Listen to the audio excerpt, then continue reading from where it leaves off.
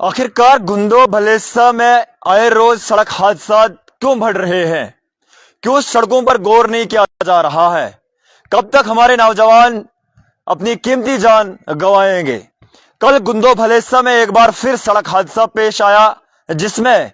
7 से 8 लोग बताया जा रहा है कि जख्मी हैं और अभी भी जीएमसी डोडा में जेरे इलाज है। लेकिन आखिरकार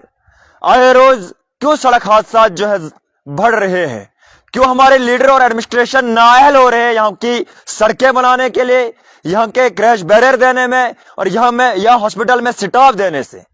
आपको मैं बताएं कि कल जब सड़क हादसा पेश आया जहां पर 7 से 8 लोग गंभीर जख्मी दिखाई दे रहे थे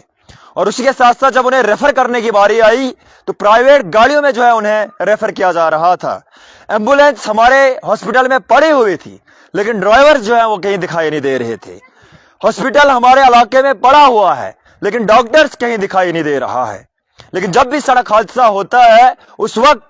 एडमिनिस्ट्रेशन और लीडर आप लोगों को बहुत बड़े बड़े वादे और दावे करते हैं कि आए रोज हम क्रैश बैरियर लगाएंगे, आए रोज हम डॉक्टर यहां पर अवेलेबल रखेंगे,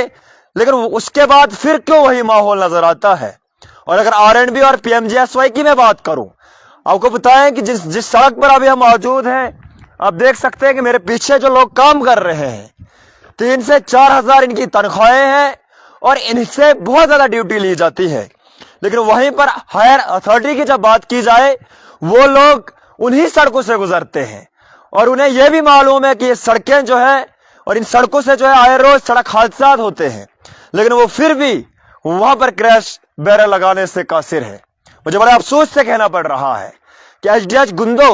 भारत का एक सबसे बड़ा सब डिवीजन हॉस्पिटल है, लेकिन आज भी वहां पर प्राइवेट गाड़ियों में पेशेंट को रेफर किया जाता है।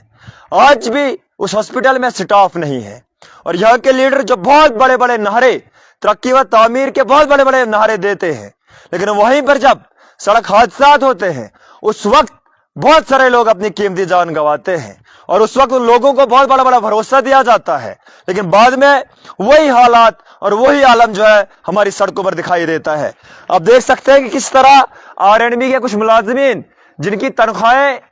5 से 6 हजार हैं, इतनी कलील तनख्वाह में ये इतना काम कर रहे हैं, लेकिन वहीं पर अगर मैं ऑफिसर्स की बात करूं जिन्होंने कभी गौर फिक्र नहीं किया इन सड़कों में क्रैश बैरियर होना जरूरी है, जिन्होंने कभी ये नहीं देखा कि रोड को मेंटेनेंस करना बहुत ज्यादा जरूरी है, आखिरकार कब तक चिनाब वैली के लोग अपनी कीमती जान गंवाएंगे? खासकर अगर मैं गुंदो भलेसा की बात करूं, पिछले 2 हफ्तों से 5 से 6 नौजवानों ने अपनी कीमती जान गंवाई और उसी के मकाम पर, और लोगों को यह भी मालूम है और एडमिनिस्ट्रेशन को यह भी मालूम है कि यह एक डेंजरस प्लेस है, यहां पर क्रैश बैरियर होना जरूरी है, लेकिन उसके बावजूद भी उन सड़कों पर जो है गौर फिक्र नहीं किया जा रहा है। मेरी पूरी उम्मीद है कि कम से कम इलाका चिलीपिंगल और गुंदो भलेसा में एक्स्ट्रा एम्बुलेंस रखी जाए ताकि जब भी सड़क हादसा होते हैं लोगों को जो है वो जल्द से जल्द जेरे इलाज के लिए